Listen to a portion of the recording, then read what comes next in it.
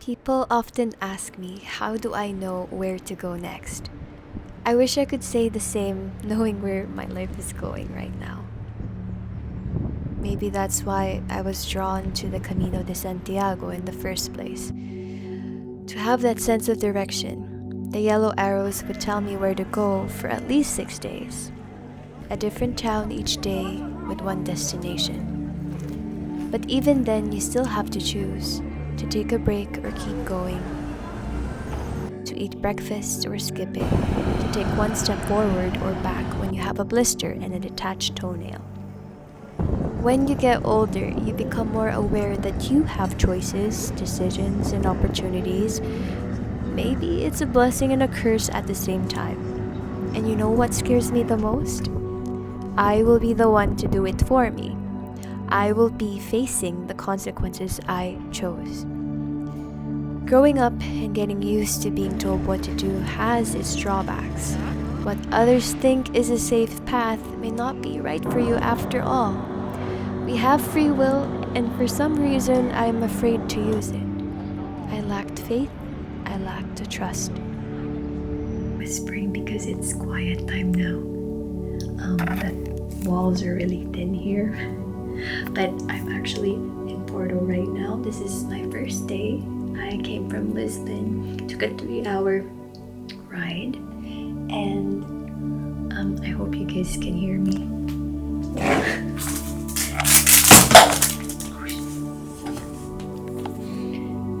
I have my shell and my passport here. I'm gonna start in Bayona. Just gonna stay for a day technically here in Porto, and then I'll start the Camino. I don't really feel like shooting as much. I feel like I need to just live and take this time for myself.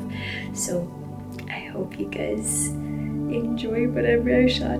I feel like I'm not gonna shoot anything that much, that fancy, but I'll try my best to cover what my Camino journey looks like. And to be honest, it's just my first day and I lost my glasses already. So we'll see how I'm gonna see those yellow arrows. Bye! I gotta be honest with you, the past year, my life felt stagnant. I felt the heaviness of nothingness, going through the motions of being stuck, automated, and empty even though I was so busy.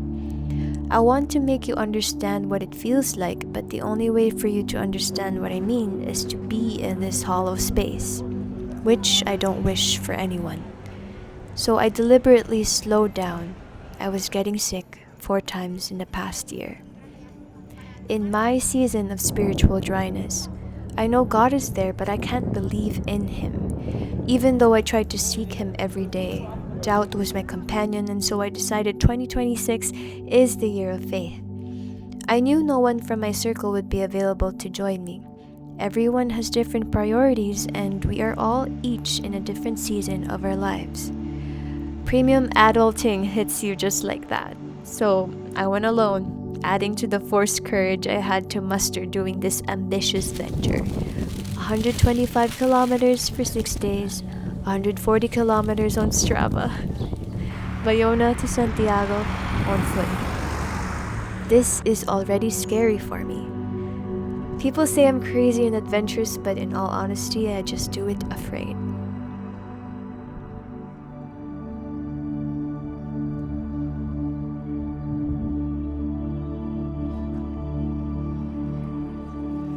Good morning, guys. I'm now in Bayona, Spain.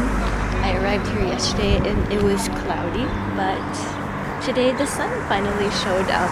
So I'm just finding my bearings today. Tomorrow is my stage 1, day 1 of the Camino from Bayona to Vigo. So let's just slow down and try to sleep, rest, and enjoy for now. I'm really scared, honestly, but it's okay, we'll get through it. With anxiety comes my coping mechanism. I signed up for the gym for the very first time. I tried to prepare and train 2 to 3 times a week, even going out to the gym, despite our frigid winter months.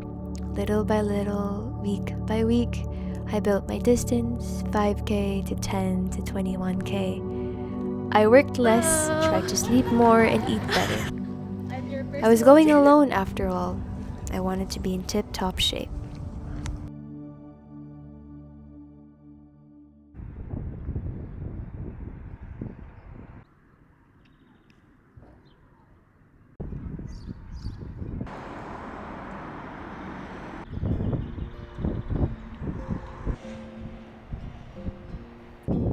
As the days came closer, I wanted to run away. My mind was listing every possible danger and risk because I was certain I was about to get hurt. Being a solo woman traveler, plus being in a foreign country, I don't even know what people are saying. It's the perfect recipe for paranoia. I'm usually okay traveling alone, but it was my first time feeling lonely. Tears would shed across my cheeks because I am scared. Maybe this reflects where I am right now in life too. I want to run away from the thing that scares me the most. At the confusion and the unresolved questions clouding my judgment, I get paralyzed to decide. Then I get detoured away from my pursuit for truth, my truth to reach a way back home. What is home for me anyway? Until I was reminded of how fateful he is. I saw a rainbow across the sea after a gloomy welcome in Bayona. Let's go! Day 1. Stage 1, let's go. I'm leaving at 7 a.m. right now. I don't know if you guys hear me, but I think I got some good sleep last night. So I went.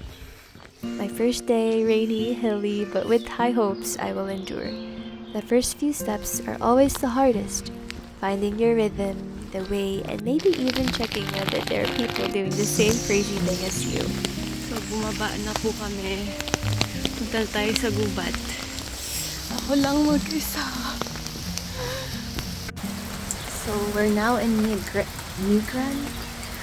10 kilometers in, I think, roughly. I had a couple of detours. I think some people are doing the coastal literal route, but I'm doing the traditional one. I don't know, there's a lot of hills, so I'm having a break for this little shot here.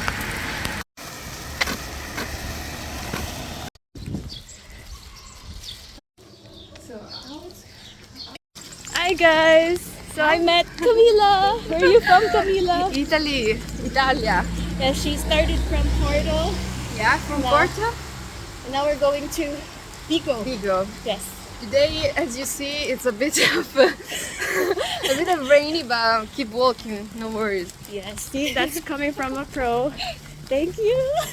Bye. Good job. Oh, she vlogs better than me. Oh, they're sheep. I wish I filmed more and showed you my struggles, Camila, the joys, the views, and the path. But I realized, you know what?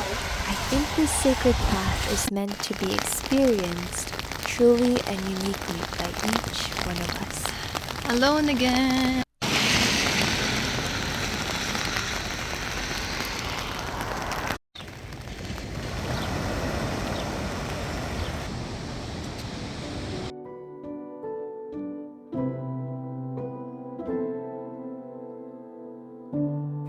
Hi guys, so I made it to Vigo. I am overwhelmed. I thought I wasn't going to make it. So far, after 30 kilometers, I can still walk. The funny thing is, as you can see, the rain stopped when we arrived. I made a couple friends, or one friend. Shout out to Camila. Very thankful of the experience today. So I actually have everything. Like, hold on. It is so easy.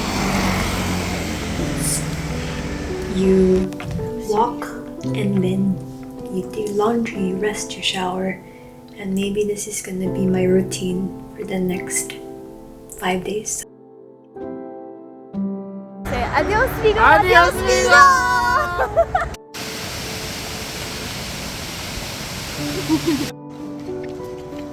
Say hi, guys! Look back! Hi! Hi, maybe I can walk to Madrid.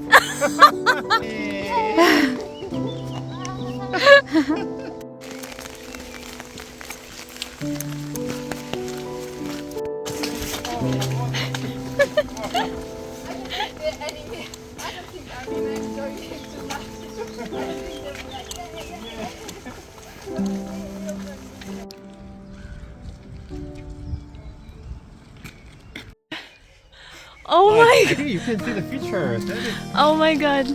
I want to see a horse and. serious horse. Buen Camino! Buen Camino. I want. Yeah, I'm taking your. You can go.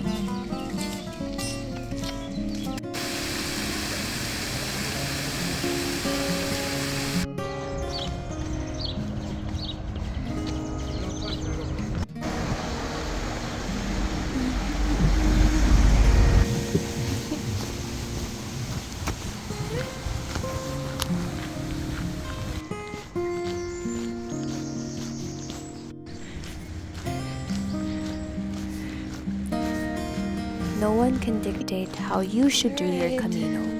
The Camino is reflective of our life's journey.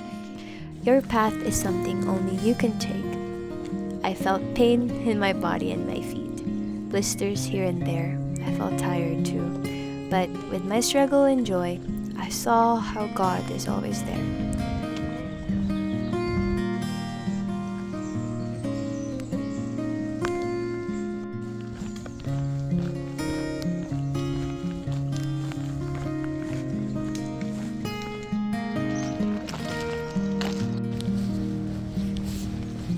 I know all of this, but my Camino experience solidified my belief.